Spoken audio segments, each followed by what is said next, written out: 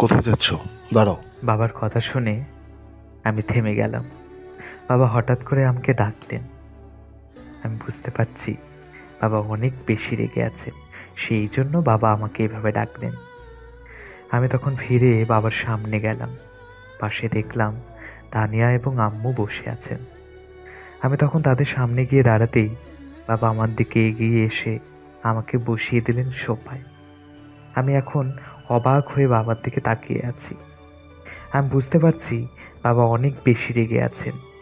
বাবা তখন আমাকে বললেন, আজকে তোমাকে একটা সিদ্ধান্ত নিতেই হবে। এভাবে আর কতদিন চলবে?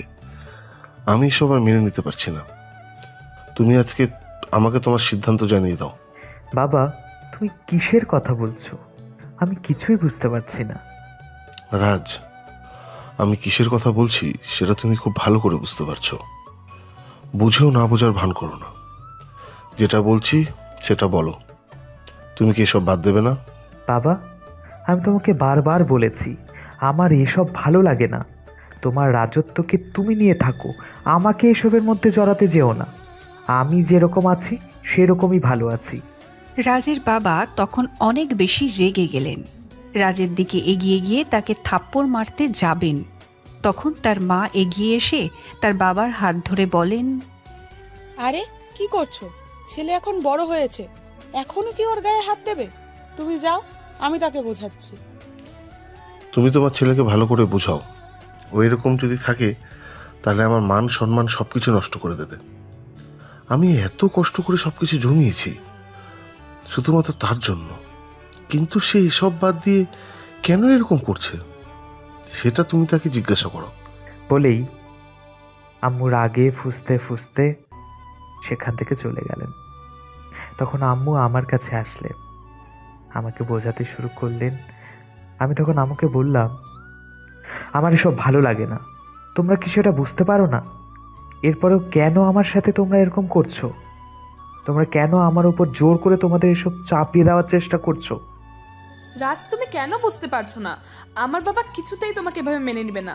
তুমি এত বড় একজন রাজনীতিবিদের ছেলে হয়ে তুমি যদি এরকম ভাবে কলেজে চলাফেরা করো তাহলে তো যে কোনো দিন যে কেউ তোমাকে মেরে ফেলতে পারে।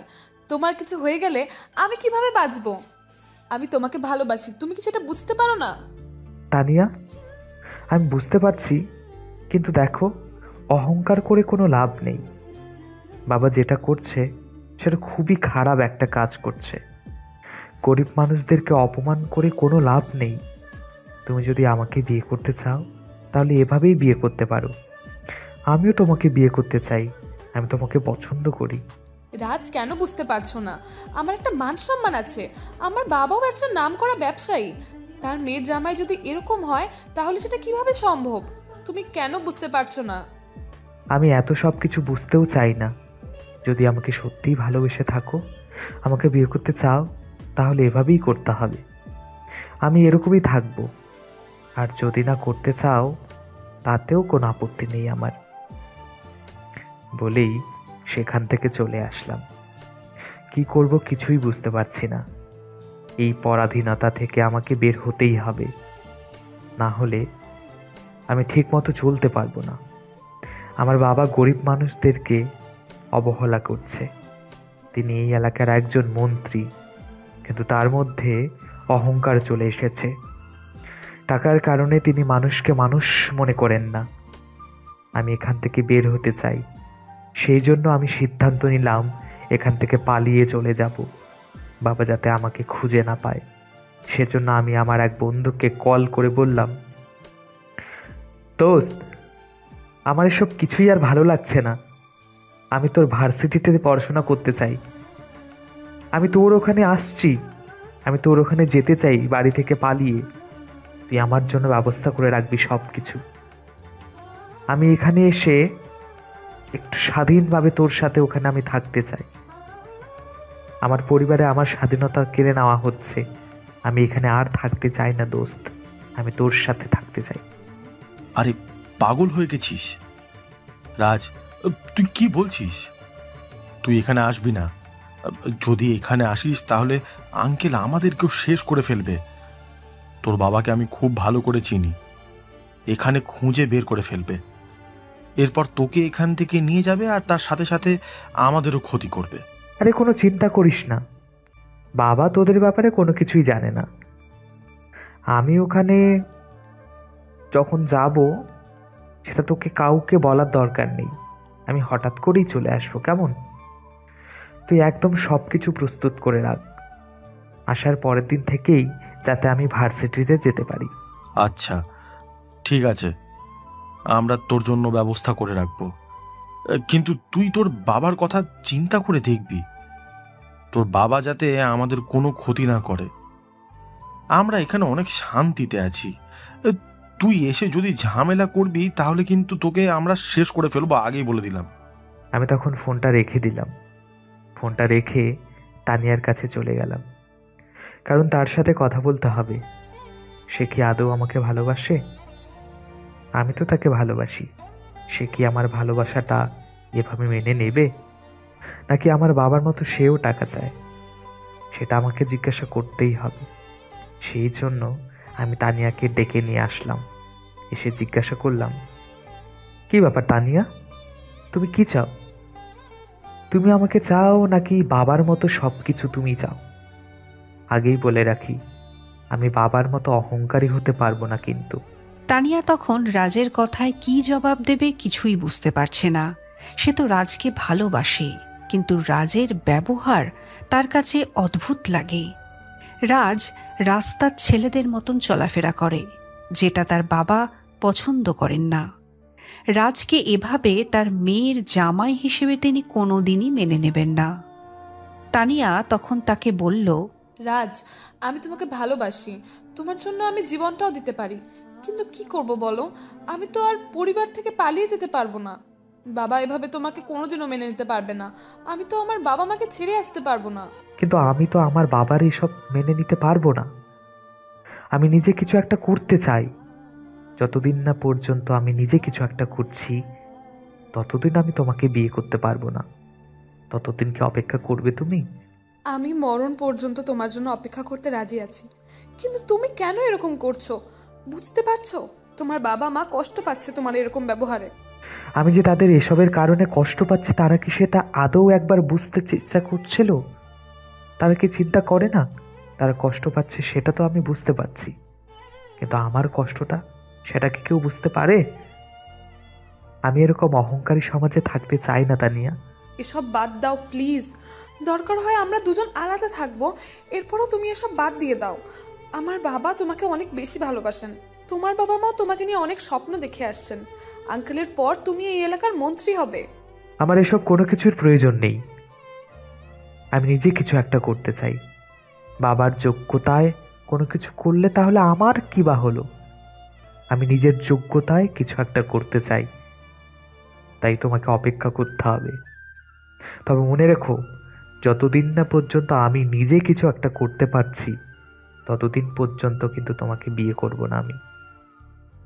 বলেই আমি সেখান থেকে চলে আসলাম। এখন আমাকে প্ল্যান সাজাতে হবে, এখান থেকে পালিয়ে যেতে হবে। বাবা আমাকে এখান থেকে যেতে দেবে না, সেটা আমি খুব ভালো করেই জানি। বাবার লোকজন আমাকে ধরে ফেলবে।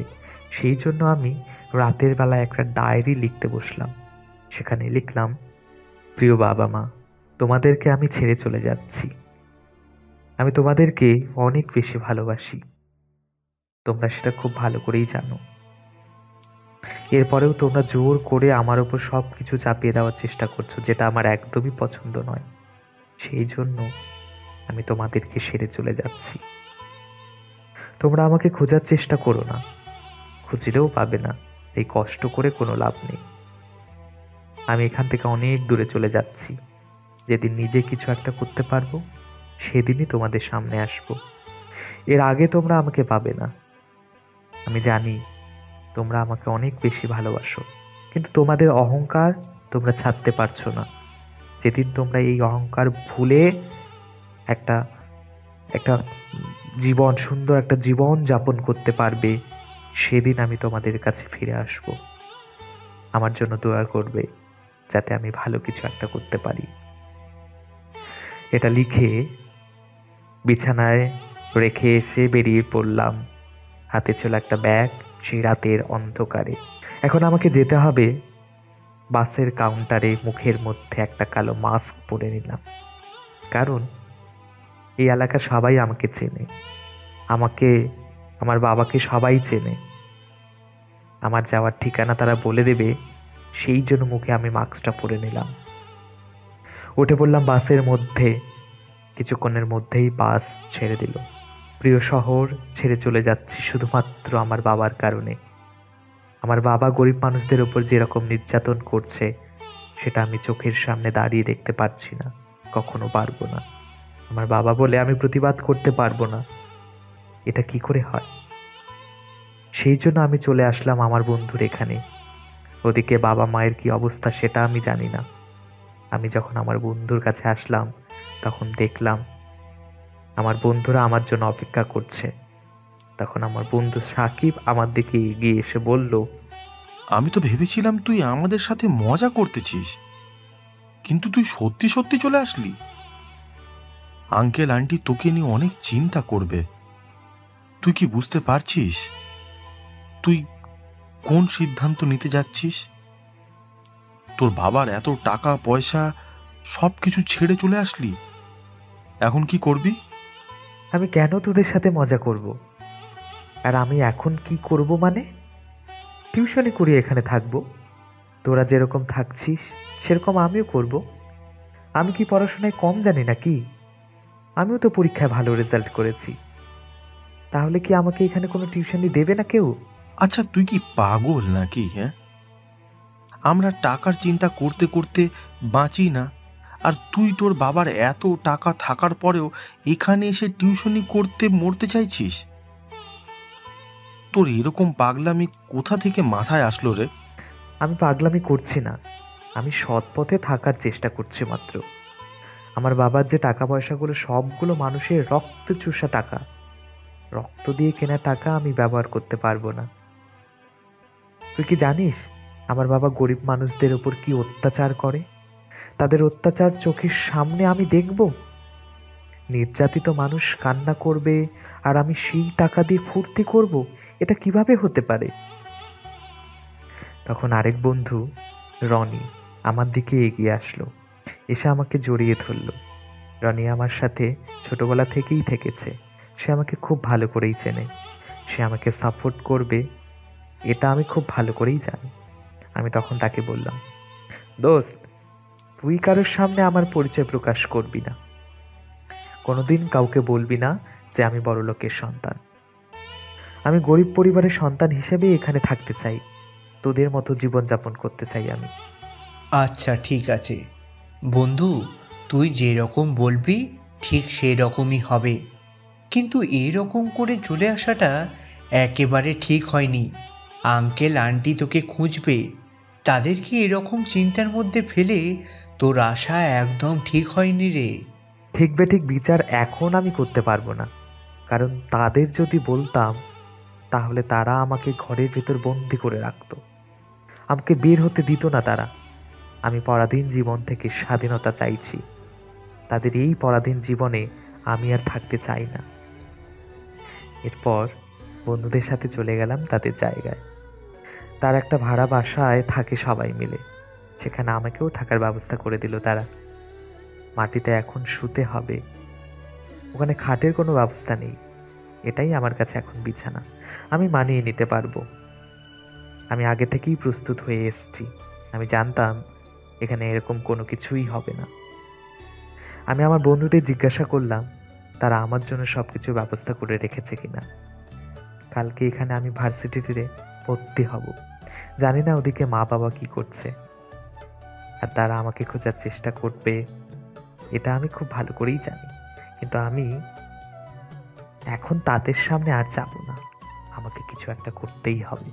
ওদিকে সকালবেলা রাজের মা রাজকে ডাকার জন্য নিজের রুমে আসলেন, কিন্তু রাজ সেখানে নেই। তিনি তখন বিছানার উপর চিঠিটা দেখতে পেলেন। এটা পড়ার পর তিনি কান্না করতে শুরু করলেন। তখন তিনি বাইরে আসার পর রাজের বাবার কাছে গেলেন। রাজের বাবা তখন তানিয়ার বাবার সাথে গল্প করছিলেন তাদের ব্যবসার একটা ব্যাপারে। তাদের বাসা পাশাপাশি হওয়ার কারণে মাঝে মাঝে এখানে এসে কথা বলতে বলতে নাস্তা করেন। রাজের বাবা তখন অনেক বেশি রেগে গেলেন। রেগে গিয়ে চিৎকার করতে শুরু করলেন। তখন তানিয়া এবং তার মা এখানে চলে আসলো। তখন রাজের বাবা বলেন, এই ছেলেকে আমার আর কোনো প্রয়োজন নেই। যে নিজের বাবা মার কথা শোনে না, সেই ছেলে আমার কোনো প্রয়োজন নেই। আমি ওকে কোনোদিন আমার ছেলে বলে স্বীকার করব না। তার যা ইচ্ছা করুক, তাকে আর কোনো দিন খোঁজার চেষ্টা করব না। সে এখন আমাদেরকে ছেড়ে ভালো থাকতে চাইছে, তাহলে থাকুক, দেখি কতটা ভালো থাকতে পারে। রাজের মা তখন কান্না করতে শুরু করলেন।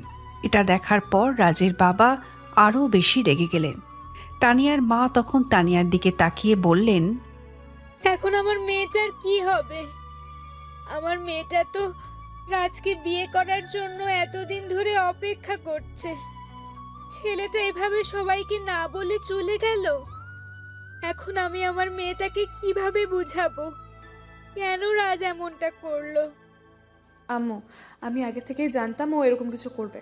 আমি প্রথমে ভেবেছিলাম মজা করছে, কিন্তু এরপরে আমি বুঝতে পেরেছি ও সত্যি সত্যি এরকম করার প্ল্যান করেছে। কিন্তু আমি আজই যেরকম করে ফেলবে সেটা কখনো ভাবতে পারিনি। ও কি আমার কাছে ফিরে আসবে না? তুই কোনো চিন্তা করবি না মা। ওর থেকে 1000 গুণ ভালো ছেলের সাথে আমরা তোর বিয়ের ব্যবস্থা করব। এরপরেও তুই এসব ব্যাপারে কোনো চিন্তা করবি না। ওই ছেলেকে আমি আর কোনোদিন আমার সন্তান বলে স্বীকার করব না। ও আমার কথা না শুনে আমাকে অপমান করেছে সবার সামনে। এভাবে পালিয়ে চলে গিয়ে ও কি প্রমাণ করতে চায়? তুমি এখনো তোমার অহংকার নিয়ে আছো। আমার ছেলেটা বাড়ি থেকে পালিয়ে গেছে, ওকে এখন খুঁজে বের করা দরকার। ছেলেটা কোথায় আছে, কি করছে সেসব চিন্তা না করে তুমি এখনো তোমার অহংকার নিয়ে পড়ে আছো। তাড়াতাড়ি আমার ছেলেকে খুঁজে বের করার চেষ্টা করো। আমি আমার ছেলেকে আমার সামনে দেখতে চাই। আমি এসব পারবো না। তোমার ছেলেকে যদি দরকার হয় তুমি খুঁজে বের করো। আমি ওই ছেলেকে খুঁজে বের করার চেষ্টা করব না। আমাকে অপমান করে যখন বাড়ি থেকে বের হয়ে গেছে, তখন তার যা ইচ্ছে করুক। তানিয়ার বাবা তখন রাজের বাবার দিকে এগিয়ে আসলেন। এরপর বললেন, দেখো ইমরান ভাই, এসব চিন্তা করার এখন সময় নেই। এখন আমাদেরকে রাজকে খুঁজে বের করতে হবে। ও কোন দিন এরকম পরিবেশ থাকেনি। ও কোনোদিন এরকম পরিবেশে থাকেনি। বাইরে কীরকম আছে, কতদিন টাকা পয়সা থাকবে সেটা কি চিন্তা করে দেখেছো? টাকা পয়সা না থাকলে ও কিভাবে চলবে? সারা জীবন টাকা পয়সা নিয়ে ঘুরেছে, এখন হঠাৎ করে টাকা পয়সা ছাড়া কিভাবে চলবে? ওকে নিয়ে আমি চিন্তা করতে চাই না আশরাফ। আমি চাই তোর মেয়ের বিয়ে দিতে। তোর মেয়েকে আর এইভাবে ঘরে রেখে কোনো লাভ নেই। আমার যতদূর বোঝার বোঝা হয়ে গেছে। ওই ছেলে আর কোনোদিন ঘরে ফিরে আসবে না। তাহলে আমাদের উচিত তানিয়াকে বিয়ে দেওয়া। মেয়েটাকে আটকে রেখে আর কোনো লাভ হবে না, কারণ ওই ছেলে আর কোনোদিনও ফিরে আসবে না। না আঙ্কেল, আমি এটা মেনে নিতে পারবো না। আমি ওকে ভালোবাসি। ওকে ছাড়া আর কাউকে বিয়ে করতে পারবো না। ও বলেছে যখন প্রতিষ্ঠিত হয়ে যাবে তখন ফিরে আসবে। ততদিন আমি অপেক্ষা করতে চাই। যে করেই হোক আমি ওর কাছে যেতে চাই। যতদিন না পর্যন্ত ও ফিরে আসবে ততদিন আমি অপেক্ষা করব। দরকার হয় আমি সারা জীবন বিয়ে করব না।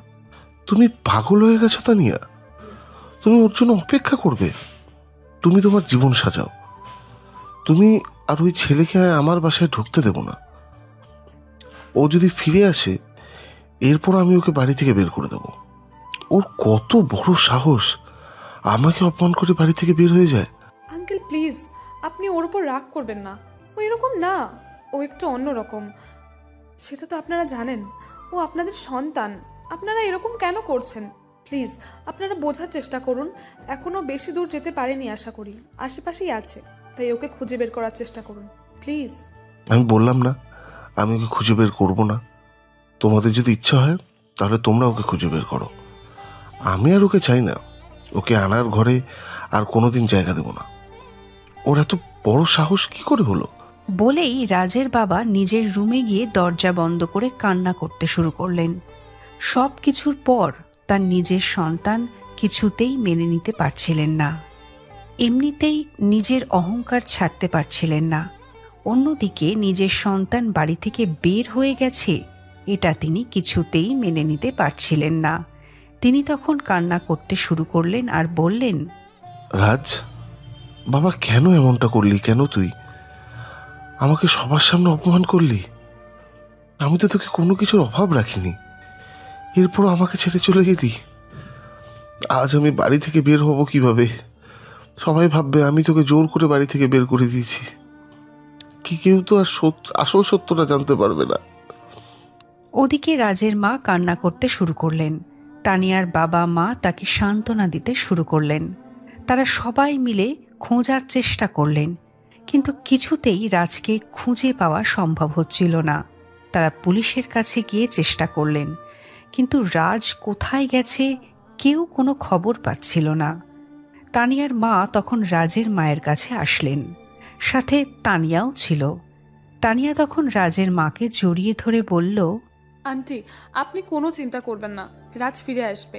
ও আমাকে বলে গিয়েছে ও ফিরে আসবে। ওর এখন প্রতিষ্ঠিত হওয়া দরকার। ও যখন নিজেকে প্রতিষ্ঠিত করতে চাইছে তাহলে আমাদের আপত্তি থাকার কথা নয়। আমি তো এখনো স্বাভাবিক আছি, তোমার কোনো চিন্তা করো না, ও ফিরে আসবে।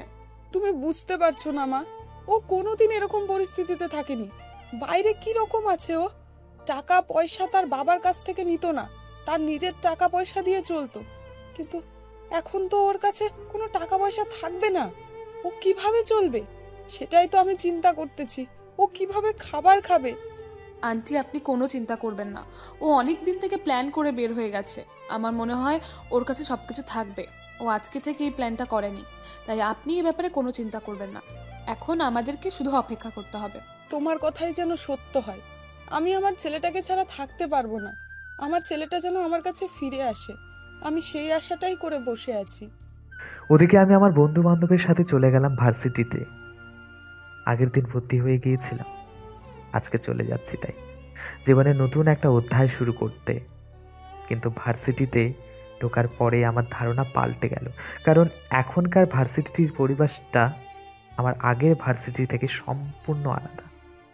আমি একদম সাধারণ পোশাক পরে এসেছি, আমার মধ্যে কোনো অহংকার নেই বর্তমানে।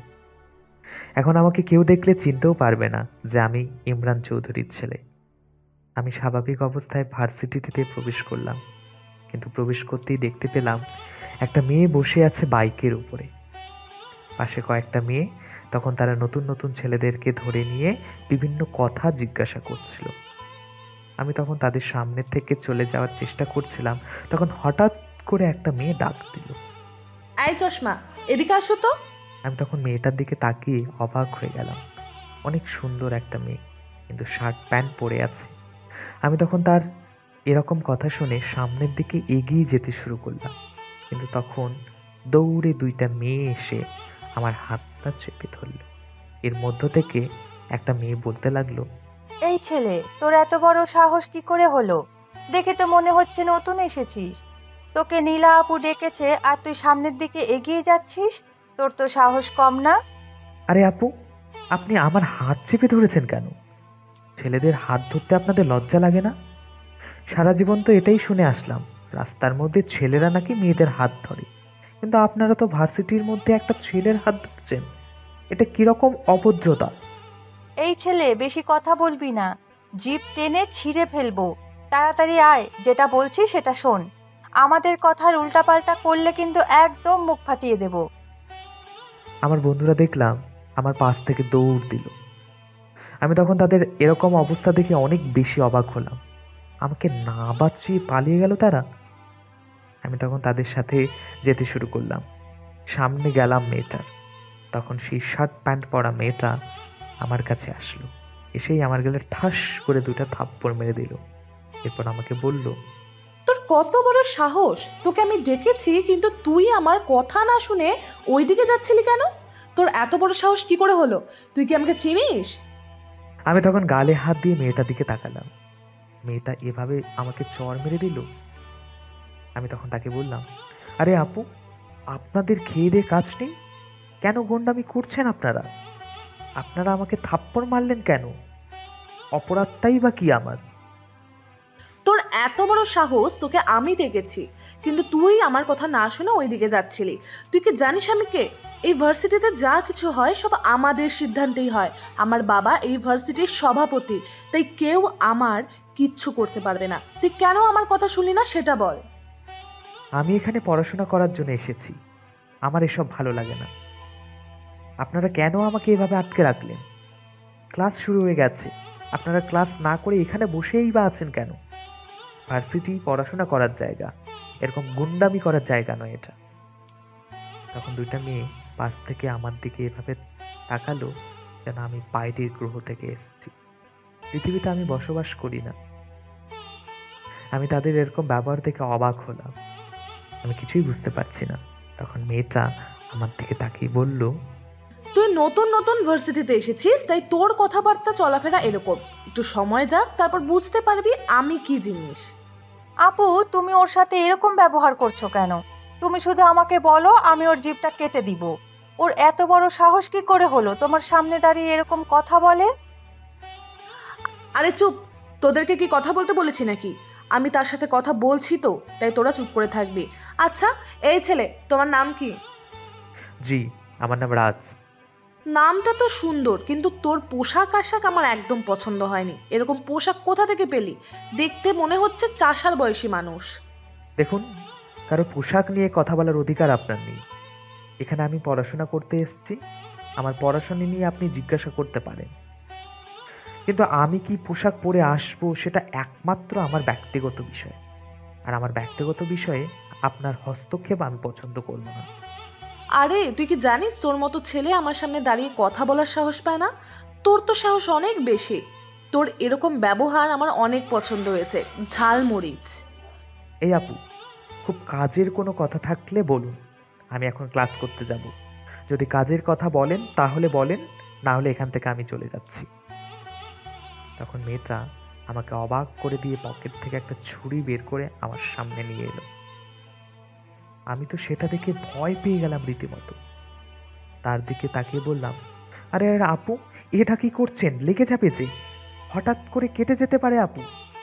নতুন নতুন ভর্তি হয়েছিস, তাই আমার ব্যাপারে কোনো কিছু জানিস না। কয়েকদিন থাকার পর এমনিতেই আমার ব্যাপারে সব কিছু জানতে পারবি। তুই আমাদের সবাইকে এখন নেচে দেখাবি। আমি তোর নাচ দেখতে চাই। কথাটা শোনার পর আমার মাথা ঘুরতে শুরু করল, কারণ আমি কোনোদিন নাচিনি। এটা আমি কিভাবে করব? তখন তাকে বললাম, দেখুন আপু, আমি এসব কোনো কিছু পারি না। আমি এখানে পড়াশোনা করতে এসেছি, নাচ দেখাতে নয়। আয় ছেলে, তুই অনেক বেশি কথা বলিস। এখন কি এই ছুরিটা দিয়ে তোকে ফুটো করে দেবো, নাকি নেচে দেখাবি?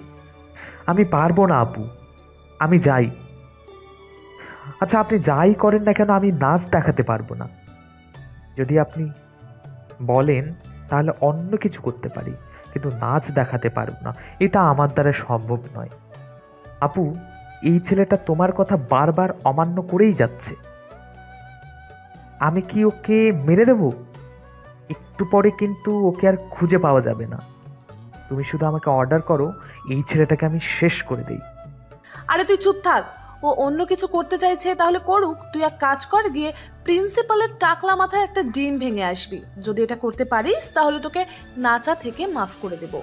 আমি এটা শোনার পর বুঝতে পারলাম তারা এমন কাজের কথা বলতেছে যেটা আমি পারবো না। আমি তখন তাকে বললাম, দেখেন আপু, এরকম করবেন না। আমি এখানে পড়াশোনা করার জন্য এসেছি, আমার সাথে কেন এরকম করছেন আপনারা? আরেকটা কথা, যদি তুই বলবি তাহলে এই ছুরিটা দেখতে পাচ্ছিস, সেটা তোর গলায় ঢুকিয়ে দেবো।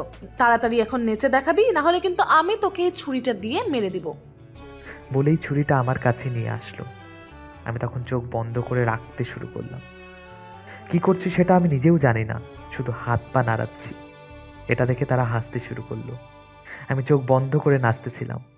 তখন চোখ খুললাম, তখন দেখতে পেলাম তারা ভিডিও করতেছে। এটা দেখার পর আমি নাচ বন্ধ করে দিলাম। এরপর সেই মেয়েটার কাছে গিয়ে বললাম, আচ্ছা আপু, এটা তো ঠিক হয়নি। আপনি আমাকে নাচার কথা বললেন, আমি আপনাকে নেচে দেখালাম, কিন্তু আপনি এটার ভিডিও করলেন। ভিডিও করার অনুমতি আপনাকে কে দিয়েছে?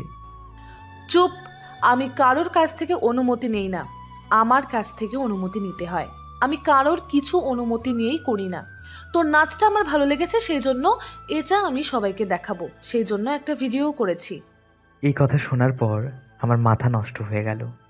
আমি তখন তার দিকে তাকিয়ে বললাম, আপু প্লিজ আমার সম্মানটা নষ্ট করবেন না। আমি ভার্সিটিতে নতুন এসেছি, এমনিতেই কেউ আমাকে চেনে না, সবাই আমাকে নিয়ে মজা করবে। এর মধ্যে যদি আপনি এটা করেন তাহলে এটা আমার জন্য খুবই কষ্টকর হবে। তোর আর কোনো কথা শুনতে চাই না, তুই তোর ক্লাসে যা। এখন আমার আর তোর সাথে কথা বলতে ভালো লাগছে না, একটু পর ক্লাস শেষ হয়ে যাবে, তাড়াতাড়ি ক্লাসে যা। এই কথা শুনে আমি দৌড়ে সেখান থেকে চলে আসলাম। আর একটু থাকলে হয়তো আমাকে পাগল করে দিত, কিন্তু সত্যি সত্যি যদি এটা সবাইকে দেখিয়ে দেয় তাহলে তো আমার মান সম্মান সব কিছু চলে যাবে। কিন্তু তাকে বললে তো কোনো কিছুই বুঝবে না, তাকে কিভাবে বোঝাবো? আমি যখন ক্লাসে গেলাম, ক্লাসে স্যার কিছুটা বকাবকি করলেন, কারণ আমি প্রথম দিনেই লেট করে ফেলেছি। এরপর আমি আমার বন্ধুদের কাছে গিয়ে বসলাম। আমি তখন রনির পাশে বসলাম। তখন রনিকে বললাম, তোরা আমার বন্ধু না আমার শত্রু? আমাকে এই বিপদের মধ্যে ফেলে চলে আসলি তোরা তো বলতে পারতি এই মেয়েটার ব্যাপারে, কিন্তু কোনো কিছুই তোরা বলিসনি আমাকে তোরা আগুনে ফেলে রেখে পালিয়ে এলি। এই তোদের বন্ধুত্ব? আরে বন্ধু, তুই বেঁচে আছিস? আমি তো ভেবেছিলাম আজকে নীলা আপু তোকে মেরে ফেলবে। তুই এমনিতেই সব কিছুতে প্রতিবাদ করিস, আর এই ব্যাপারে প্রতিবাদ করবি না সেটা কি হতে পারে? আমরা ভেবেছিলাম তুই প্রতিবাদ করবি আর আমাদের সবাইকে মরতে হবে। আচ্ছা, ওই মেয়েটা কি বলল? সে নাকি ওই ভার্সিটির সভাপতির মেয়ে, তাই বলে সে এরকম করবে? ভার্সিটিতে সবাই পড়াশোনা করার জন্য আসে, কিন্তু সে তো পড়াশোনা করেই না। আর বলিস না দোস্ত, আমাদের থেকে তো বয়সে 2 বছরের বড় হবে, কিন্তু এখনও আমাদের সাথে পড়াশোনা করে, পরীক্ষা দেয়, এমনি প্রতিদিন ভার্সিটিতে আসে, এসে সবার সাথে গুন্ডামি করে, এটাই তার স্বভাব। তার প্রতিবাদ করতে গেলে এই ভার্সিটি থেকে বের হয়ে যেতে হবে। তাই চুপচাপ যেটা হচ্ছে সেটা মেনে নিবি। তুই যে ফিরে এসেছিস সেটা তোর কাছে অনেক বেশি কিছু। এই কথা শোনার পর আমি চুপচাপ ক্লাস করতে শুরু করলাম। কিন্তু ক্লাস থেকে যখন বের হলাম তখন আমার মাথা নষ্ট হয়ে গেল, কারণ ভার্সিটিতে বড় পর্দায় আমার ভিডিওটা ছেড়ে দিয়েছে। এটা দেখার পর সবাই আমার দিকে তাকাতে শুরু করলো। প্রতিটা ছাত্রছাত্রী সেটা দেখছে, সবাই আমার দিকে এগিয়ে আসছিল আর আমাকে বলছিল খুব সুন্দর নাচ হয়েছে, আর বলেই মজা নিচ্ছিল সবাই। আমি বুঝতে পারছি সবাই আমাকে নিয়ে মজা করছে, কিন্তু সেটা আমার একদমই পছন্দ হচ্ছে না। আমি তখন দৌড়ে চলে গেলাম নীলার কাছে, গিয়ে তাকে বললাম, আপনার সমস্যাটা কি? হ্যাঁ, আপনাকে কে বলেছে এটা সবাইকে দেখানোর জন্য? আপনি আমার মান সম্মান সব কিছু নষ্ট করে দিলেন। সবাই আমাকে নিয়ে এখন মজা করছে। আপনার কারণে আমি ক্লাস করতে পারছি না। আপনার বাবা ইউনিভার্সিটির সভাপতি হয়েছেন তো কি হয়েছে? যা খুশি তাই করে ফেলবেন আপনি? এটা কি ধরনের নিয়ম আপনাদের? তখন সে আমার দিকে কিছুটা তাকিয়ে, তার পাশে কয়েকটা ছেলে ছিল, তখন একটা ছেলে এসে আমার কলার চেপে ধরে আমাকে ঘুষি দিয়ে ফেলে দিল। আমি তখনও চুপচাপ দাঁড়িয়েছিলাম। কিছুক্ষণ পরে আমিও প্রতিবাদ করতে শুরু করলাম। তখন মেয়েটা মাঝখানে এসে আমাদের তর্ক ভেঙে দিল। নীল, ছেলেটা নতুন এসেছে, সেই জন্য কোনো কিছু বুঝতে পারেনি। তুই রেগে যাবি না ভাইয়া, আমি তো তোর সাথে মজা করে এরকম করেছিলাম, সত্যি আমার ভুল হয়ে গেছে। বুঝতে পারলাম ছেলেটা তার ভাই। আমি তখন তার দিকে তাকালাম। তখন ছেলেটা কোনো কথা না বলে গিয়েই বসে পড়ল। একটিবার সরি পর্যন্ত বলল না মেয়েটা। আমি তখন রাগ করে সেখান থেকে চলে আসলাম। এরপর চলে গেলাম আমাদের বাসায়। সেখানে যাওয়ার পর আমার বন্ধুরা আমাকে নিয়ে হাসাহাসি করতে লাগলো। আমি তখন তাদেরকে বললাম, আর একবার যদি কেউ আমায় নিয়ে হাসাহাসি করিস না, তাহলে কিন্তু তোদের সবাইকে কাপড় খুলে ভিডিও করে সেটা ভাইরাল করে দেব। কথাটা শোনার পর সবাই চুপ হয়ে গেল। তখন রনি আমার দিকে এগিয়ে আসলো। ওকে বলেছিলাম একটা টিউশনি ম্যানেজ করে দেওয়ার জন্য। তখন সে আমাকে বলল, আচ্ছা এই সবাই বাদ দে, রাজ তোর জন্য একটা টিউশনের ব্যবস্থা করতে পেরেছি, খুব ভালো কিন্তু, এবং বড়লোক পরিবারে ভালো টাকা দিবে। কিন্তু তোকে একটা জিনিস মাথায় রাখতে হবে, মেয়েটার বাবা কিন্তু একজন কমান্ডো অফিসার। তাই খুব চিন্তা ভাবনা করে কথা বলবি। ওখানে গিয়ে যদি এরকম প্রতিবাদ করিস তাহলে কিন্তু চাকরি চলে যাবে, আর সাথে আমাদের সবাইকে জেলে যেতে হবে। আমি তখন তাকে বললাম, আচ্ছা আমি এই ব্যাপারটা সতর্ক থাকবো, তোকে কোনো চিন্তা করতে হবে না এই নিয়ে। এখন আমার একটা টিউশনের দরকার, আজকে থেকেই আমি পড়াতে যাব, তুই প্লিজ এটা ম্যানেজ করে দে। আচ্ছা ঠিক আছে, মেয়েটার ক্লাস 6-এ পড়ে, তুই কোনো চিন্তা করবি না। আমি তোকে আজকে নিয়ে যাব, সেখানে গিয়ে তাদের সাথে আমি তোকে পরিচয় করিয়ে দেব, কেমন? আমরা বন্ধুরা মিলে কিছুক্ষণ ঘোরাঘুরি করলাম। এখন আমাকে নিজেকে অনেক বেশি স্বাধীন বলে মনে হচ্ছে। বিকালের দিকে চলে গেলাম সেখানে, গিয়ে দেখলাম সব কিছু ভালো। মেয়েটা দাদি তখন আমার কাছে আসলো, এসে আমাকে ভেতরে নিয়ে গেল। আমি তখন তাকে পড়িয়ে যখন বাসা থেকে বের হব তখন আমাকে নিয়ে তারা বসালো। এরপর মেয়েটার বাবা আমাকে বলল, ভাই তুমি আমার থেকে ছোটই হবে, তাই তোমাকে তুমি করে বলতেছি। তুমি আমার বেটার দিকে একটু নজর দিবে। আমি বাসায় থাকতে পারি না, বুঝতেই তো পারছো কি কাজ করি, বাসায় থাকা একদমই হয় না। তাই মেয়েটা আমার একটু চঞ্চল হয়ে গেছে, তুমি তাকে একটু ম্যানেজ করে নিবে। ওকে ভাই, আপনি একদম চিন্তা করবেন না, আপনার এই পেশাকে আমি যথেষ্ট সম্মান করি। আমার অনেক ইচ্ছে আমি এরকম কাজ করব, কিন্তু কিছুতেই সুযোগ পাচ্ছি না। তবে এবার চিন্তা করছি একবার ট্রাই করে দেখব। আমার অনেক ইচ্ছে কমান্ডো হব। সত্যি নাকি? ভাই আমার ছোটবেলা থেকেই অনেক স্বপ্ন আমি দেশের সেবা করব, কিন্তু কিছুতেই সুযোগ পাচ্ছিলাম না। এখন আপনাকে পেয়েছি, আপনি যদি কোনো ব্যবস্থা করে দিতে পারতেন খুবই ভালো হয়। আরে এটা কোনো ব্যাপার হলো নাকি? পরবর্তীতে যখন সার্কুলার বের হবে তখন আমি তোমাকে বলবো, তুমি গিয়ে পরীক্ষা দিয়ে যদি টিকতে পারো তাহলে তোমাকে কেউ আটকাতে পারবে না। এখন তুমি আমার মেয়েটাকে পড়াও, আমি যেটা বললাম একটু খেয়াল রাখবে। না না, আপনি কোনো চিন্তা করবেন না, আপনার মেয়ে আমার কাছে ভালোই পড়াশোনা করছে, আমার সাথে কোনো চঞ্চলতা করেনি সে। আপনি এই ব্যাপারে কোনো চিন্তা করবেন না, আপনি কয়েকদিন পরে এসে দেখবেন সে পড়াশোনা একদম ভালো হয়ে গেছে। আমি এটাই চাই, আমি চাই আমার মেয়েটা যেন ভালো মানুষ হয়। সবার আগে ভালো মানুষ হওয়াটা দরকার। এক সময় ও হয়তো অনেক শিক্ষিত হতে পারবে, কিন্তু ভালো মানুষ হতে পারবে না। আমি অনেক শিক্ষিতকে দেখেছি যারা টাকা পয়সার লোভে পড়ে সব কিছু ছেড়ে দিয়েছে। তাই আমার মেয়েটাকে আমি ভালো মানুষ বানাতে চাই। এই কথা শোনার পর আমার অনেক বেশি ভালো লাগলো। এরকম মানুষেরই আমার প্রয়োজন ছিল। আমি তখন সেখান থেকে চলে আসলাম বাসায়। বাসায় আসার পর চিন্তা করতে শুরু করলাম, এবার সার্কুলার বের করলে আমাকে কমান্ডো অফিসার হিসেবে নিজেকে প্রতিষ্ঠিত করতে হবে। নিজের দেশের সেবা করার জন্য এর চেয়ে বড় উপায় আমার কাছে আর কী বা হতে পারে। যে করেই হোক এই চাকরিটা আমাকে পেতেই হবে, কিন্তু কিভাবে পাবো সে তো অনেক বড় লম্বা ট্রেনিং। কিন্তু এখনও তো অনেক সময় আছে, এসব ব্যাপারে চিন্তা না করে আমাকে বরং পড়াশোনায় মনোযোগী হতে হবে। কিন্তু কালকে ভার্সিটিতে যাব কি করে? সবার সামনে ভিডিওটা প্রকাশ করে দিল ওই শয়তান মেয়েটা। আমার বাবা মার কথা এখন খুব মনে হচ্ছে, তাদেরকে ছেড়ে এরকম কোনোদিন আমি বাইরে থাকিনি, তাই নিজের কাছে কেমন জানি মনে হচ্ছিল।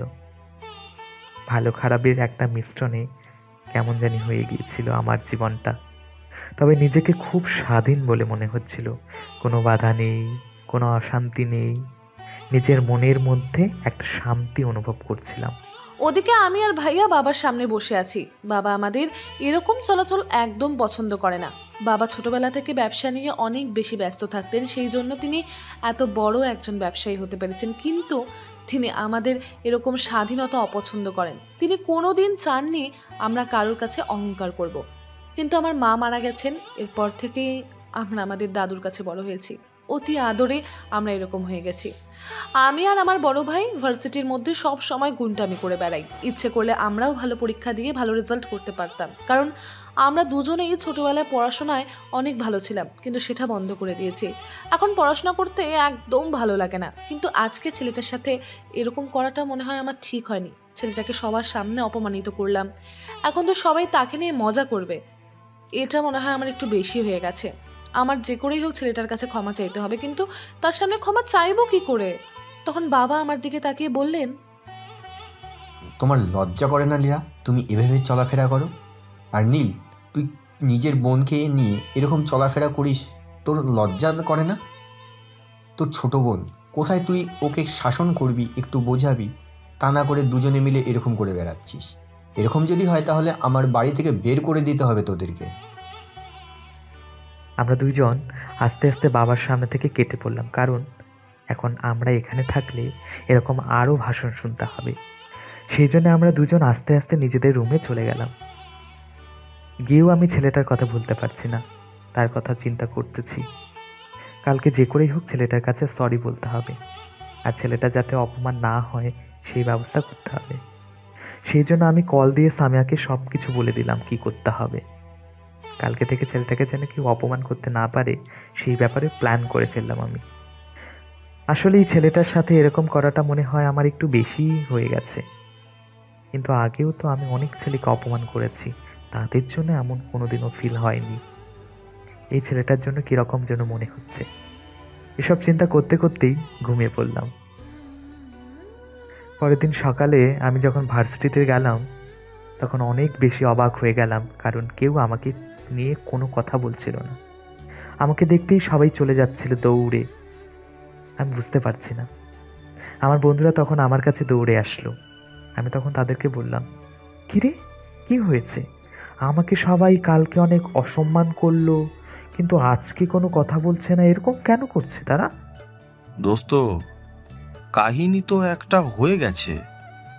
নীলা আপু আজকে সবাইকে সতর্ক করে দিয়েছে তোকে যেন কেউ অপমান না করে। যদি অপমান করে তাহলে তাকে ভার্সিটি থেকে বের করে দেওয়া হবে। মনে হয় কালকে তোর সাথে এরকম করে অনুতপ্ত হয়েছে। এরকম কোনো ঘটনা ঘটেছে নাকি? আমার তো সেটা মনে হয় না। নীলা আপু কোনোদিন কাউকে অপমান করে অনুতপ্ত হয়েছে নাকি? আরে দোস্ত, এই মেয়েটা কি করতে চাইছে বলতো? আমি তো কিছুই বুঝতে পারছি না। একবার আমাকে সবার সামনে অপমান করবে, আবার সবাইকে নিষেধ করতেছে, এসবের মানে কি? এই মেয়েটা কি ঠিকমতো পড়াশোনা করতে দেবে না আমাকে নাকি?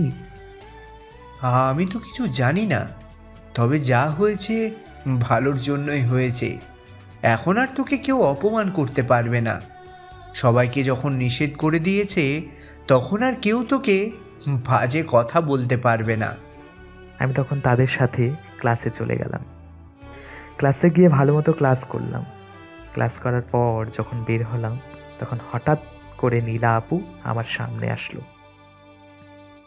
আমি তাকে দেখে সরে যেতে চাইলে তিনি আবার আমার সামনে এসে দাঁড়ালেন। এরপর আমাকে বললেন, রাজ, আমাকে ক্ষমা করে দাও। আমি কোনোদিন কারো কাছে ক্ষমা চাইনি, কিন্তু আজ তোমার কাছে ক্ষমা চাইতে বাধ্য হয়েছি, কারণ আমি তোমার সাথে যেটা কালকে করেছিলাম সেটা অনেক বড় একটা অন্যায়। আমি সেটা বুঝতে পারছি, আর কোনোদিন কারো কাছে ক্ষমা চাইনি।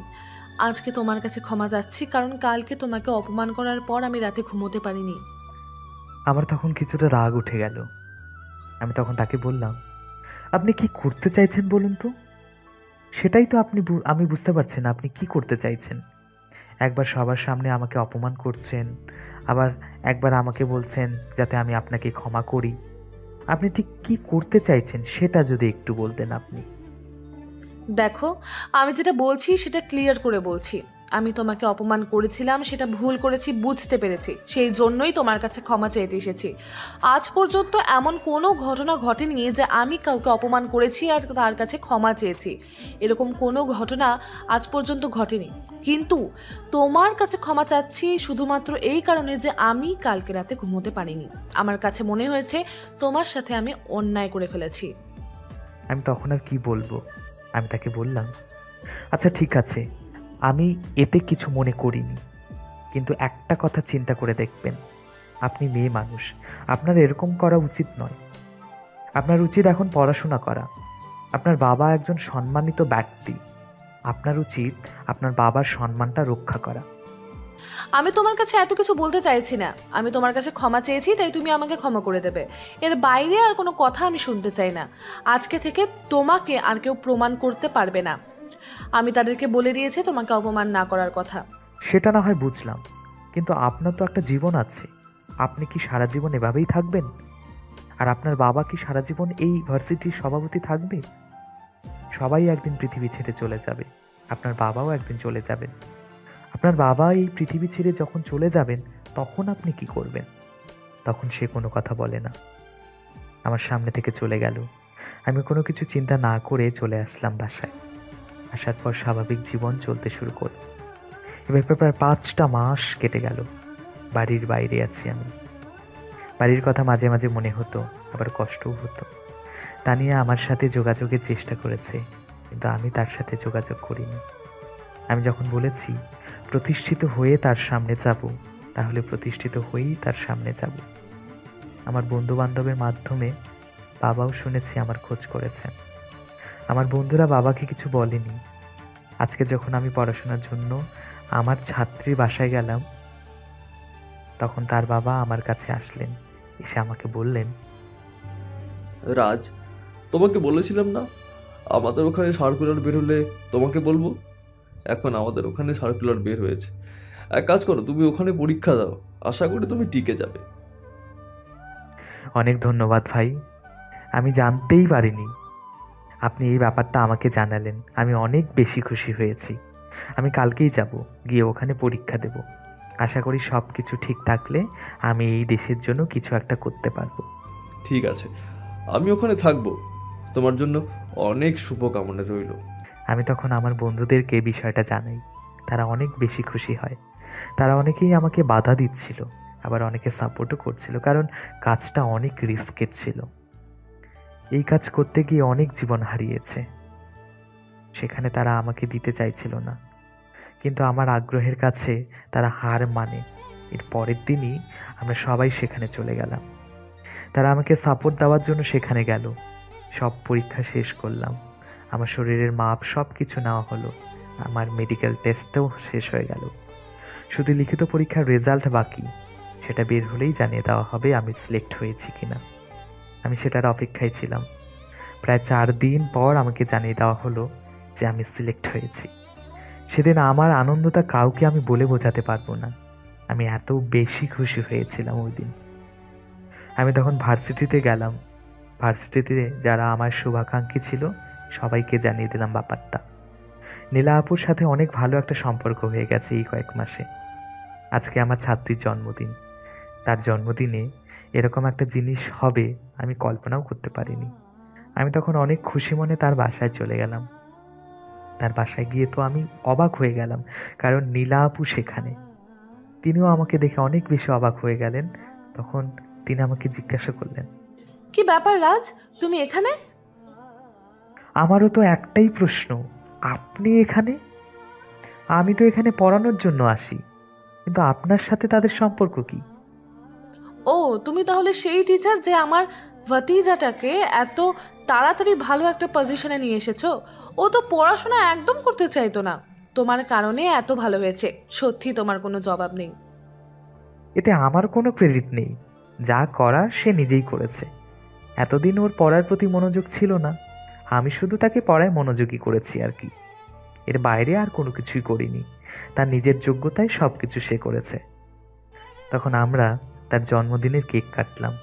জন্মদিনের কেক কাটার পর আমি আমার ছাত্রীর জন্য আনা গিফটটা তার হাতে বুঝিয়ে দিলাম। এরপর যখন আমি বেরিয়ে আসতে যাব, তখন আমার ছাত্রী আমাকে থামালো। তার বাবা আমাকে বললেন, রাজ, তুমি তো ওই দিকে যাচ্ছ, তুমি নীলাকে নিয়ে যাও, ওকে বাসায় পৌঁছে দিও। আমি তখন নীলে আপুকে নিয়ে বেরিয়ে পড়লাম সেখান থেকে। পথের আসার সময় তাকে বললাম, আপনার সাথে হয়তো অনেক সময় বেয়াদবি করেছি, আমাকে ক্ষমা করে দেবেন। আমি তো আর ভার্সিটিতে যাব না প্রতিদিন, শুধুমাত্র পরীক্ষাটা দিতে যাব। কথাটা শোনার পর আমার কান্না চলে আসলো, কিন্তু অনেক কষ্ট করেই কান্না চেপে রাখলাম। অনেক বেশি ভালোবেসে ফেলেছি, কিন্তু সেটা তার সামনে প্রকাশ করতে পারতাম না। এই কয়েক মাসে তার কাজকর্ম সব কিছু আমাকে মুগ্ধ করত। সে অনেক সহজ সরল ছিল। আমি তাকে অনেক বেশি ভালোবেসে ফেলেছি, কিন্তু কিভাবে তাকে বলবো সেটা নিয়ে চিন্তা করছিলাম। এর ভিতর এরকম একটা কথা শুনলাম, এটা আমি ভাবতেও পারিনি। আমি আমার পরিবারের সবার সাথে তার ব্যাপারে কথা বলেছি। আমার বাবা কোনো দিন আমাকে এই ব্যাপারে আপত্তি করবে না, সেটা আমি জানতাম। তিনি রাজি হয়ে গিয়েছিলেন, কিন্তু সে এরকম কথা বলেছে কেন? আমি তখন তাকে বললাম, তুমি কেন প্রতিদিন আসবে না? আসলে আমি সেনাবাহিনীতে পরীক্ষা দিয়েছিলাম, সেখানে আমার চান্স হয়ে গেছে। আমাকে ট্রেনিংয়ে যেতে হবে। সেখান থেকে ফিরে আসার পর তো চাকরিতে জয়েন করতে যাব, তখন শুধু পরীক্ষাটাই দিয়ে আসবো এখানে। কথাটা শোনার পর কষ্ট বাড়তে শুরু করলো, কারণ আমি জানি ওখানে অনেক কষ্ট। সে কি এত কষ্ট সহ্য করতে পারবে? আমি ভেতর থেকে শেষ হয়ে যাচ্ছিলাম, কিন্তু মুখের মধ্যে হাসি এনে তাকে বললাম, এটা তো খুব ভালো সংবাদ। তুমি আমাকে জানাওনি, আমি তো ভাবছিলাম তুমি অন্য কোনো কারণে হয়তো পরীক্ষা দিতে আসবে, কিন্তু এটা তো অনেক ভালো একটা সংবাদ। দোয়া করবেন যাতে আমি ভালো মতো ট্রেনিংটা শেষ করতে পারি। আমার অনেক স্বপ্ন এই দেশের জন্য কিছু একটা করব। আপনি আমার জন্য দোয়া করবেন। আপনার সাথে অনেক বেয়াদবি করেছি, আপনি আমাকে ক্ষমা করে দেবেন। আরে কি বলছো? তুমি আমার সাথে বেয়াদবি করবে কেন? তুমি তো যেটা বলেছো সেটা আমার ভালোর জন্যই বলেছো। আমি তো এখন পড়াশোনায় মনোযোগী হয়ে গেছি, আগের থেকে অনেক বেশি ক্লাস করি। তুমি কি পারবে এসব ট্রেনিং সহ্য করতে? আমি শুনেছি এসব ট্রেনিং করতে নাকি অনেক কষ্ট হয়। ভালো কিছু পেতে হলে তো একটু কষ্ট করতেই হবে। আমি সেই কষ্ট করার জন্য প্রস্তুত আছি। আপনি শুধু দয়া করবেন যাতে ভালো মতো ট্রেনিংটা শেষ করে এই দেশের জন্য কিছু একটা আমি করতে পারি। রাজ, তোমাকে একটা কথা আমি অনেকদিন ধরে বলবো ভাবছিলাম, কিন্তু কিছুতেই বলতে পারছি না। আমি জানি না কথাটা তুমি কিভাবে নেবে। আমি কি সাহস করে সেই কথাটা তোমাকে বলবো? আমি তখন তার এরকম অদ্ভুত কথার কিছুই বুঝতে পারলাম না। আমি তখন তাকে বললাম, কি ব্যাপার, কি কথা বলতে চাইছেন? নিঃসন্দেহে আমাকে বলতে পারেন আপনি। আপনার তো এরকম অবস্থা ছিল না, আপনি তো যা ইচ্ছা তা বলতে পারতেন। আজকে তাহলে কেন এরকম বলছেন? আসলে কিছু কথা মানুষ বলতে গেলে অনেক দুর্বল হয়ে পড়ে। আমি ঠিক সেরকম দুর্বল হয়ে পড়েছি। আমি কিছুতেই তোমাকে কথাটা বলতে পারছি না। আচ্ছা ঠিক আছে, পরে কথাটা বলবো। এখন আমার সে কথা বলার মুড নেই। আরে কি বলেন আপনি? এই মাত্র বললেন আমাকে জানি কি একটা বলবেন, আবার বলছেন মুড নেই। কি বলছেন এসব? কিছুই তো বুঝতে পারছি না আমি। বাদ দাও তো, এমনি মজা করছিলাম। পরে তোমাকে কথাটা বলবো। আমি তখন তাকে বাসায় পৌঁছে দিয়ে নিজের বাসায় চলে আসলাম, আমার বন্ধুদের কাছে। সেখান থেকে তাদের সাথে আড্ডা দিলাম। এটাই হয়তো তাদের সাথে শেষ আড্ডা। এরপর আমাকে বেরিয়ে যেতে হবে কালকে থেকে ট্রেনিংয়ের উদ্দেশ্যে। জানি না ওখানে আমার জন্য কি অপেক্ষা করছে, তবে আমি আমার সর্বোচ্চ চেষ্টা করব সেখানে, যাতে আমি একজন ভালো কমান্ডো অফিসার হিসেবে নিজেকে প্রতিষ্ঠিত করতে পারি এবং সেখান থেকে ফিরে আসতে পারি এবং এই দেশের জন্য কিছু একটা করতে পারি। আসার সময় আমার বন্ধুরা আমার জন্য অনেক কান্না করলো, কিন্তু আমি তাদের সাথে কান্না করে মনে অনেক সাহস নিয়ে বেরিয়ে গেলাম ট্রেনিংয়ের উদ্দেশ্যে। সেখানে যাওয়ার পর প্রথম দিন ভালো মতোই কাটলো, দ্বিতীয় দিন থেকে কষ্ট শুরু। বুঝতে পারলাম আমি কোথায় এসে পড়েছি। মাঝে মাঝে মনে হতো আমি এখান থেকে চলে যাই, পালিয়ে গিয়ে দূরে চলে যাই কোথাও। তারপর আমি নিজের মনকে নিজেই বোঝাই কখনো কখনো এই কষ্টগুলো আমাকে সহ্য করতেই হবে। এই কষ্টের মাধ্যমেই আমি পরিণত হব। নিজেকে বারবার আমি এই কথাই বোঝাচ্ছিলাম যে করেই হোক এখন আমাকে এই কষ্টগুলো সহ্য করতেই হবে। এদিকে রাজকে দেখতে না পেয়ে আমি পাগল হয়ে গেছি। কি করব কিছুই বুঝতে পারছি না। আমার মাথা কাজ করা বন্ধ করে দিয়েছে। আমি বাবার সাথে কথা বললাম, এরপর চলে গেলাম ইরফান ভাইয়ের সাথে কথা বলার জন্য। ইরফান ভাই মানে আমার খালাতো ভাই, যার মেয়েকে রাজ পড়াতো। তার সাথে কথা বললাম এই ব্যাপারটা নিয়ে। তিনি আমাকে বললেন ধৈর্য ধরার কথা, কিন্তু আমি কিছুতেই ধৈর্য ধরতে পারছিলাম না। একদিন গিয়েছিলাম তার ট্রেনিং দেখার জন্য, সেখানে আড়াল থেকে তাকে দেখেছি। সামনে যাওয়ার অর্ডার ছিল না। আমি তখন চিন্তা করলাম সে যখন ফিরে আসবে তখন তার পরিবারের কাছে আব্বুকে পাঠাবো। ট্রেনিংয়ে কয়েকদিন যাবার পর আমি নীলা আপুকে মিস করতে শুরু করলাম। আমি বুঝতে পারলাম তার প্রতি আমার কোনো একটা আবেগ কাজ করছিল। তাকে অনেক বেশি মিস করতে শুরু করলাম আমি। তার পাগলামিগুলো আমার অনেক বেশি মনে হতো। তাহলে কি আমি তাকে ভালোবেসে ফেললাম? তাহলে তানিয়াকে কি আমি কি করি? তানিয়ার জন্যও তো আমার একই ফিলিংস ছিল। আমি এমন ঝামেলায় এসে পড়লাম, দুই দিকে দুই নৌকো, কোন নৌকোয় আমি উঠবো এটাই চিন্তা করছিলাম আমি শুধু। তানিয়া কি এখনো আমার জন্য অপেক্ষা করছে? সে তো বলেছিল মৃত্যু পর্যন্ত আমার জন্য অপেক্ষা করবে। তাহলে কি সে আমার জন্য অপেক্ষা করছে? আমি কি করব কিছুই বুঝতে পারছি না। তবে এখন আমাকে শুধু সামনের দিকে চিন্তা করতে হবে। বাইরের চিন্তা করলে হবে না, শুধু আমার কাজে নিয়ে আমাকে চিন্তা করতে হবে। সেই জন্য মাঝে মাঝে বন্ধুদের সাথে কথা বলতাম আর আমার কাজের দিকটা চিন্তা করতাম। নীলাপুর কথা খুঁজে নিয়েছি, তিনি নাকি মাঝে মাঝে রনির কাছে আমার ব্যাপারে জিজ্ঞাসা করেন। এদিকে রাজের বাবা মা পাগল হয়ে গেছেন, তারা এতদিন থেকে খুঁজে বেড়াচ্ছেন। রাজের বাবার রাগ ছিল, কিন্তু সেটা এখন আর নেই। এই কয়দিন নিজের ছেলেকে খোঁজার জন্য পাগল হয়ে গেছেন, চারদিকে তার লোক লাগিয়ে দিয়েছেন, কিন্তু রাজকে খুঁজে পাওয়া যাচ্ছিল না, কারণ রাজ অনেক দূরে চলে গেছে ট্রেনিংয়ের জন্য। তানিয়া অপেক্ষা করছিল। রাজের বাবা মা দুজনে বসেছিলেন। রাজের মা তখন কান্না করতে করতে বললেন, সব হয়েছে তোমার জন্য। তুমি যদি তখন ওই কাজগুলো না করতে, তাহলে আমার ছেলেটা এখান থেকে চলে যেত না, এভাবে হারিয়ে যেত না। আমার ছেলেটা তোমার অহংকারের কারণে বিরক্ত হতো, আমার ছেলেটা পালিয়ে চলে গেল। এখন তো তুমি অহংকার করা ছেড়ে দিয়েছো, গরিব মানুষদের সেবা করতেছো। এসব করে কি হবে? আমার ছেলেটা কি ফিরে আসবে? আমাকে ক্ষমা করে দাও রাজের মা, আমি অনেক বড় ভুল করে ফেলেছি। আমার ছেলেটাকে আমি দূর করে দিয়েছিলাম।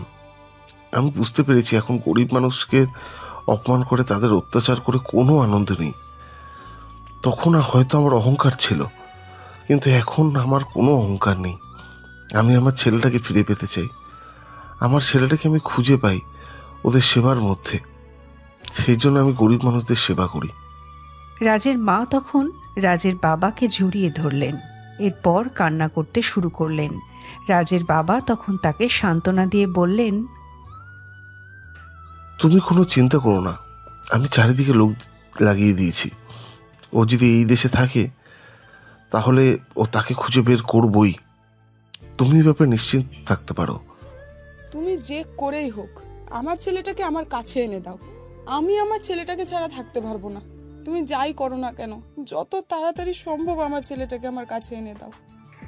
দেখতে দেখতে একটা বছর কেটে গেল। আমার ট্রেনিংয়ের আজ শেষ দিন। আজকে আমাকে হয়তো ছুটি দেওয়া হবে, যেটা চিন্তা করছিলাম। ট্রেনিংয়ে শেষ করার পর আমাদের একটা সমাবেশের আয়োজন করা হলো।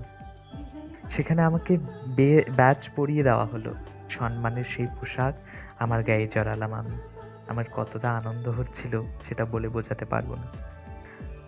আমরা ভাবছিলাম আমাদের ছুটি হবে, কিন্তু সব কিছু শেষে পরের দিন আমাদের কাছে আসলে আমাদের অফিসার, অর্থাৎ আমাদের ইউনিটের প্রধান, তিনি তখন আমার দিকে এগিয়ে আসলেন। তিনি আমার পরিশ্রম দেখেছেন, তার সাথে আমার অনেক ভালো সম্পর্ক হয়ে গেছে। তার নাম তৌফিক সাহেব।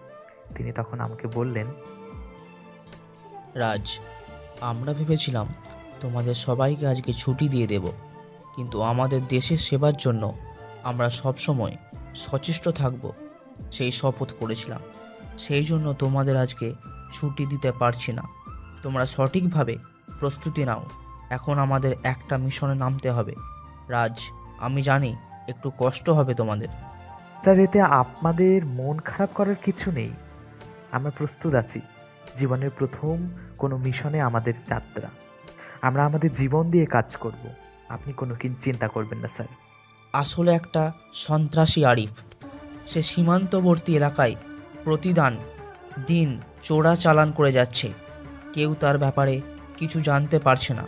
আমরা গোপন সূত্রের মাধ্যমে খবর পেয়েছি আগামী শুক্রবার সে এই দেশে প্রকাশ্যে অনেক অস্ত্র নিয়ে আসবে। তার বিরুদ্ধে কোনো অফিসার কিছু করতে পারবে না, এরকম সাহস তার অনেক অস্ত্র আছে। তাই আমাদেরকে যে করেই হোক তার বিরুদ্ধে যুদ্ধে নামতে হবে। স্যার, আপনি নিশ্চিত থাকতে পারেন, আমরা আমাদের জীবন দিয়ে দেব, কিন্তু এই দেশে কোনো অবৈধ মালামাল ঢুকতে দেব না। ওই আরিফকে আমরা শেষ করে দেব। রাজ, তোমার কাছে কাজটা যতটা সহজ মনে হচ্ছে, আসলে ততটাও সহজ নয়। তোমার জীবনের প্রথম মিশন তো, তাই তোমার কাছে এতটা সহজ মনে হচ্ছে। সেখানে গেলে বুঝতে পারবে তার কত লোকজন। আমরা যতজন সৈনিক আছি তার কাছেও এত লোক আছে। তার কাছে যদি অস্ত্র না থাকতো তাহলে সেটা অন্য ব্যাপার ছিল। অন্য সন্ত্রাসীদের মতো সে না, সে সম্পূর্ণ আলাদা। আমাদের অস্ত্রের পরিমাণ তার অস্ত্রের তুলনায় খুব, কারণ সে বিভিন্ন দেশ থেকে অবৈধ পথে অস্ত্র আমদানি করে রেখেছে। স্যার, ওর কাছে অস্ত্র থাকতে পারে, কিন্তু ওর কাছে দেশপ্রেম নেই। আমাদের কাছে আমাদের দেশপ্রেম আছে। আমরা আমাদের দেশের জন্য জীবন দিতে পারবো। আপনি কোনো চিন্তা করবেন না, শুক্রবার তার জীবনের শেষ দিন হবে। এরকমই সাহস আমি তোমার কাছ থেকে আশা করেছিলাম রাজ, এবং তুমি তার প্রমাণ আশা করি দিবে। সেই দিন তুমি আমার সাথে থাকবে। আমার ইউনিটের অ্যাসিস্ট্যান্ট হিসেবে তোমাকে আমি নিয়ে রাখলাম। ধন্যবাদ স্যার, আমাকে এতটা বিশ্বাস করার জন্য। আমি আপনার বিশ্বাসের মর্যাদা রাখার চেষ্টা করব। আমি চেষ্টা করব নিজের জীবনের শেষ রক্তবিন্দু দিয়ে হলেও দেশের জন্য কিছু একটা করার। এভাবে দেখতে দেখতে অপেক্ষা করতে শুরু করলাম। শুক্রবার সকালে আমরা সবাই মিলে আগের থেকেই প্রস্তুত হয়ে নিলাম, কারণ রাতে আমাদেরকে মিশনে নামতে হবে। আমার জীবনের প্রথম কোনো যুদ্ধ, সেটা আমার জন্য কতটা অনুপ্রেরণামূলক আমি কাউকে বললে বোঝাতে পারবো না। নিজের ভিতর অজানা এক অনুভূতি কাজ করছে, আবার অন্যদিকে ভয়ও কাজ করছে। একদিকে ভালো লাগা, অন্যদিকে তেমন অনেক ভয় কাজ করছিল। সন্ধ্যা নামার আগেই আমি ওই এলাকা থেকে সব লোকজনকে সরিয়ে দেওয়ার ব্যবস্থা করলাম। সন্ধ্যার পরপরই সেখানে লোকজন আসতে শুরু করলো। বুঝতে পারলাম এরা সবাই আরিফের লোক, তাদের জমা হওয়ার অপেক্ষা করছিল। এখনো আরিফ আসার বাকি। কিছুক্ষণ পর সেখানে একটা হেলিকপ্টার ল্যান্ড করলো। আমরা বুঝতে পারলাম আরিফ চলে এসেছে। আরিফ নামতেই ইন্ডিয়ান বর্ডার থেকে মালামাল আমদানি হতে শুরু করলো। তখন আমরা সবাই মিলে আক্রমণ করলাম। আরিফের দলের অনেক সদস্যকে মারলাম, কিন্তু আরিফের লোকজন অনেক সাহসী ছিল এবং তার কাছে অনেক ভালো ভালো অস্ত্র ছিল। তারাও আমাদের বিরুদ্ধে প্রতিরোধ করতে শুরু করলো। অনেক অফিসারকে তারা মেরে ফেললো। তখন আমি দেখতে পেলাম আরিফ আমাদেরকে বোম দিয়ে উড়িয়ে দেওয়ার ব্যবস্থা করছিল।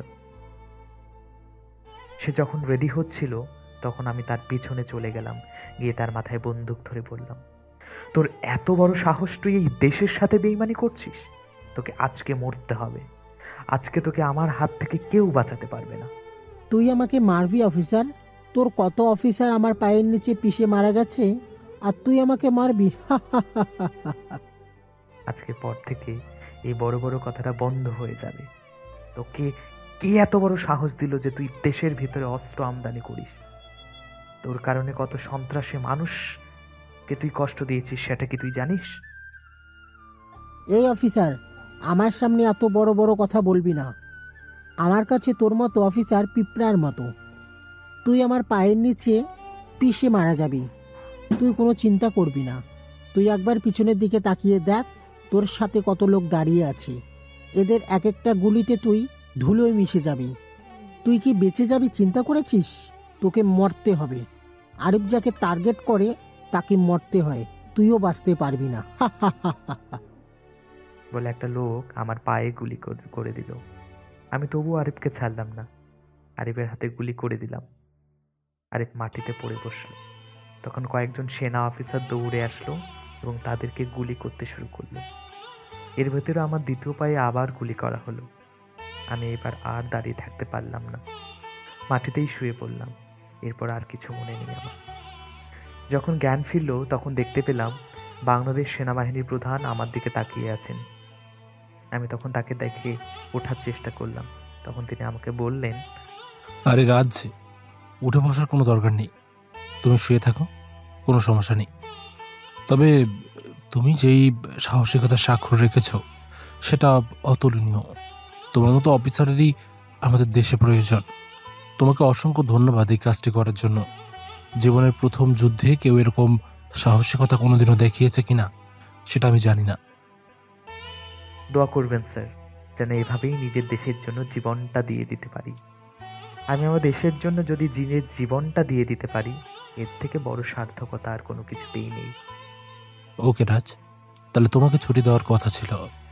তোমাকে আমি 3 মাসের ছুটি দিলাম। এই 3 মাস তুমি ভালো করে রেস্ট নাও, তোমার পাও ঠিক হয়ে যাবে। এর ভিতরে তুমি ছুটিটাও কাটিয়ে নাও। এরপর থেকে আবার তোমাকে ফিরে আসতে হবে।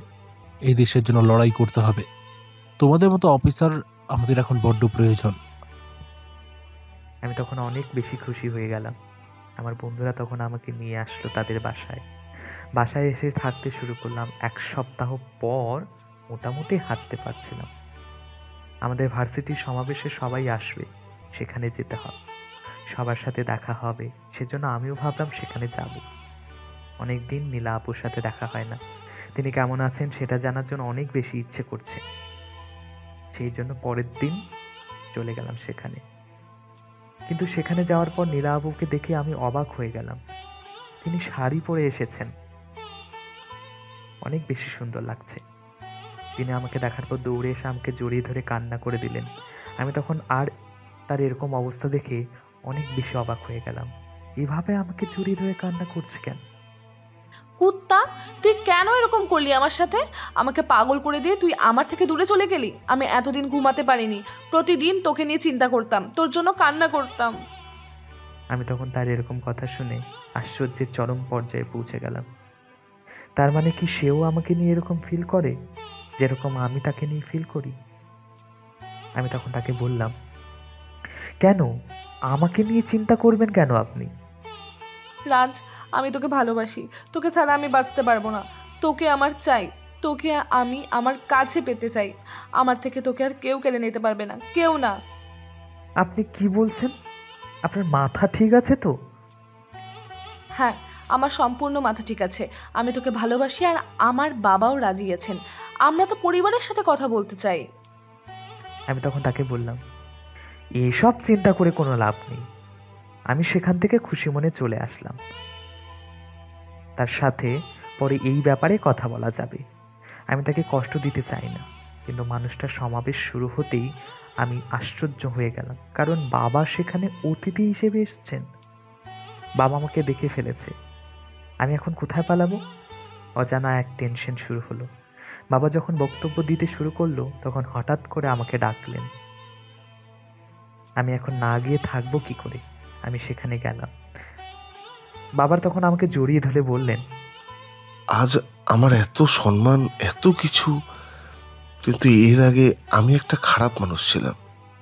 আমি মন্ত্রী হওয়ার পর থেকে গরিব মানুষকে অবহেলা করেছি, তাদেরকে নির্যাতন করেছি।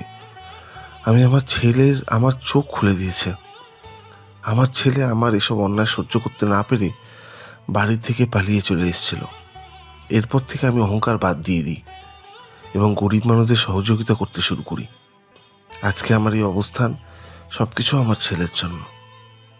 আমি তখন আমার বাবাকে জড়িয়ে ধরে কান্না করে দিই। আমি আমার এই বাবাকে দেখতে চাইছিলাম এতদিন পর। আজ আমার সব পূরণ হয়েছে। আমি তখন বাবাকে জড়িয়ে ধরে কান্না করে বললাম, বাবা, আমি তোমাকে এভাবে সারা জীবন দেখতে দেখতে চেয়েছি। আজকে তুমি আমার স্বপ্ন পূরণ করে দিয়েছো বাবা।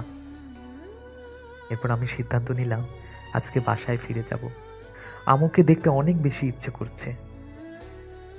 যখন স্টেজ থেকে নামলাম তখন সবাই আমার দিকে অবাক চোখে তাকিয়ে আছে। কেউ হয়তো কল্পনাও করতে পারেনি আমি ইমরান চৌধুরীর ছেলে। ভার্সিটিতে যারা আমাকে অপমান করত তারা আমার দিকে অবাক চোখে তাকিয়ে আছে। আমি তখন নীলার সামনে গেলাম। নীলা আপু তখন আমাকে বলল, রাজ, তুমি কেন এরকম করলে? তুমি এত বড়লোক একজন মানুষের সন্তান হয়েও তুমি কেন এরকম আমাদের সাথে অভিনয় করলে? আপু, অভিনয় না করলে কি আসল মানুষকে চিনতে পারতাম? অভিনয় করার কারণেই তো আমার আপনজনদের আমি চিনতে পেরেছি। যারা টাকার কারণে আমার আপনজন ছিল তারা আমার থেকে দূরে সরে চলে গেছে, আর যারা সত্যিকারের আপনজন ছিল তারা আমার পাশে থেকে গেছে। এই অভিনয় আমাকে অনেক কিছুই শিখিয়েছে আপু। এরপর বাবার সাথে চলে আসলাম বাসায় আসার পর আম্মু আমাকে জড়িয়ে ধরে কান্না করতে শুরু করলো। আমি তখন আমার আম্মুকে জড়িয়ে ধরে বললাম, চিন্তা করো না আম্মু, আমি আর তোমাদের ছেড়ে যাব না।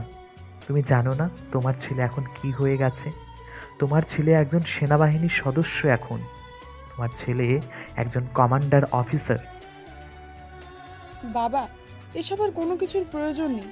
আমি আমার ছেলেকে চাই। আমি আমার ছেলেকে আর হারাতে পারবো না। বাবা, এসব বাদ দিয়ে দাও। আম্মু, তুমি কি চাও না তোমার ছেলে নিজের দেশের জন্য কিছু একটা করুক? আমি তো নিজের দেশের জন্য ছোটবেলা থেকেই কাজ করার জন্য আগ্রহী ছিলাম। তুমিও কি বাবার মতো আমাকে পালিয়ে যেতে বলবে? আম্মু আর কোনো কথা বলল না। ভালো মতোই প্রথম দিনটা কাটলো, কিন্তু পরের দিন সকালে উঠে আমার মাথা নষ্ট হয়ে গেল। কারণ তানিয়ার বাবা মা সেখানে বসে আছেন, সাথে বসে আছেন নীলা এবং তার বাবা মা। আমি কি করব কিছুই বুঝতে পারছিলাম না। দুজনকেই আমার পছন্দ, কাউকে ছেড়ে কাউকে ভালোবাসতে পারছি না। আমি এখন কি করব? তখন আমি নিচে গেলাম, তারা দুজনেই আমার দিকে এগিয়ে আসলো। আমি তখন কি বলবো? তখন নীলা আমাকে বলল, রাজ, আমি তোমাকে চাই, তোমাকে ছাড়া আমি বাঁচবো না। তুমি যদি আমাকে না করে দাও তাহলে কিন্তু আমি আত্মহত্যা করব। রাজ, তোমার জন্য আমি এতদিন ধরে অপেক্ষা করতেছি। তুমি বলেছিলে তুমি প্রতিষ্ঠিত হয়ে ফিরে আসার পর আমাকে বিয়ে করবে, সেই জন্য আমি এতদিন বিয়ে করিনি। আমি অপেক্ষা করেছি তোমার জন্য, তুমি কথা দিয়ে কথা রাখবে না। আমি কি করব কিছুই বুঝতে পারছি না। আমি তখন সেখানে বসে পড়লাম। তারা দুজনেই আমাকে বিভিন্ন কথা বলছিল।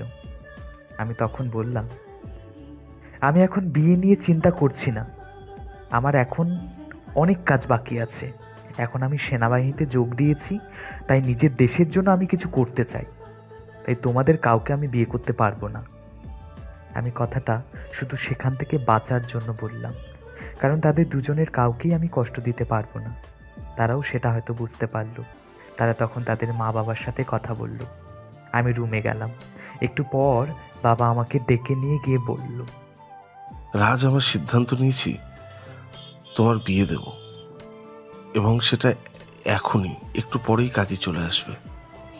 তুমি তোমার প্রস্তুতি নিয়ে নাও, আমরা আজকে তোমার বিয়েটা শেষ করতে চাই। কিন্তু বাবা, আমি কাকে বিয়ে করব? তাদের দুজনের মধ্যে কাউকেই আমি কষ্ট দিতে পারবো না। তুমি কার সাথে আমার বিয়ে ঠিক করেছো? সেটা তুমি একটু পরেই বুঝতে পারবে। আমি এখন কোনো কথা শুনতে চাই না। তুমি তাড়াতাড়ি প্রস্তুতি নিয়ে নাও, একটু পরে কাজে চলে আসবে। আমি জানি না একটু পরে কি হতে চলেছে আমার সাথে। আমি তখন রেডি হয়ে গেলাম। একটু পরে আমাকে নিচে নিয়ে যাওয়া হলো। তখন তো আমি পুরোই অবাক হয়ে গেলাম, কারণ দুজন রেডি হয়ে বসে আছে। এদের মধ্যে কাকে আমি বিয়ে করব? কিন্তু একটু পরেই বুঝতে পারলাম দুজনের সাথেই আমার বিয়ে হচ্ছে। আমি একসাথে দুজনকে বিয়ে করব, এটা কোনোদিন কল্পনাও করতে পারিনি আমি, কিন্তু এখন বাধ্য হয়ে করতে হচ্ছে। তাদের দুজনকের মধ্যেই আমি কাউকেই কষ্ট দিতে পারবো না বলে। বিয়ে শেষ হওয়ার পর রাতে যখন বাসর ঘরে প্রবেশ করলাম, তখন তো আমি আরোই অবাক হয়ে গেলাম। দুজনের মধ্যেই আগুন যেন দাউ দাউ করছে। আমি ভিতরে ঢুকতেই বলল, তানিয়া আসামি এসে গেছে। তুই আমাদেরকে বিয়ে করবি না বলেছিলি, তাই না? আমাদেরকে বিয়ে না করে তুই পালাতে চাইছিস। আজকে তোকে এমন শিক্ষা দেব, আজকের পর থেকে আর কোনোদিন এরকম কথা বলার সাহস পাবি না। হ্যাঁ আপু, আমি ওকে ছাড়বো না। কত বড় সাহস, আমাদেরকে বিয়ে করবে না বলে। আমাদেরকে এতদিন অপেক্ষা করিয়ে এখন বিয়ে করবে না বলছে। ওকে উচিত শিক্ষা দিতে হবে। আরে তোমরা কি বলছো? আমি তো তোমাদের কথা চিন্তা করেই সিদ্ধান্ত নিয়েছিলাম, যাতে তোমাদের দুজনের মধ্যে কাউকে কষ্ট দিতে না হয়। সেই কথাই তো বলেছি। আমরাও সেই জন্যেই এই সিদ্ধান্ত নিয়েছি। আমরা দুজনে তোকে ভালোবাসি, সেই জন্য দুজনেই তোকে বিয়ে করে নিয়েছি। এখন থেকে দুজনে মিলে তোকে শাস্তি দেব। এটা কিন্তু আমাদের সাথে অন্যায় হচ্ছে। হ্যাঁ, আমি এই বিয়ে মানি না। আমি তোমাদের দুজনকেই কাউকে বিয়ে করতে চাইনি। আমার সাথে জোর করে এসব করা হচ্ছে, আমি এসব মানি না। নীলা আপু, তুমি দাঁড়িয়ে কি দেখতেছো? ওকে তাড়াতাড়ি ধরো, ওকে আজকে একটা শিক্ষা দিতেই হবে। ধরেছি। আজকের পর থেকে আর কোনোদিন এরকম কথা বলতে পারবে না। চল যুদ্ধে যাই দুই বোন। আমার অবস্থা তো বুঝতেই পারছেন। ইতিহাসের পাতায় তা খুঁজলে আপনি ঠিক পেয়ে যাবেন। আমি মুখে আর কমু না, আমার শরম করে। আচ্ছা, আজ এই পর্যন্ত। দেখা হবে পরবর্তী কোনো গল্পতে।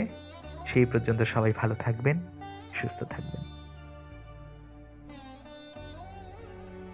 প্রিয় দর্শক বন্ধুরা, আমি মানালি মিত্র, ভালোবাসার কুঁড়েঘর চ্যানেলে আপনাদের স্বাগতম জানাই। আজকে আমরা সম্পূর্ণ একটি ভিন্ন স্বাদের গল্প নিয়ে হাজির হচ্ছি। গল্পটি কেমন লাগলো কমেন্ট সেকশনের মাধ্যমে জানাতে ভুলবেন না। আর চ্যানেলে যদি নতুন হয়ে থাকেন তাহলে অবশ্যই সাবস্ক্রাইব করবেন আর পাশে থাকা বেল আইকনটা ক্লিক করবেন। গল্পটি শেষ অবধি শুনতে অবশ্যই ভুলবেন না। ধন্যবাদ।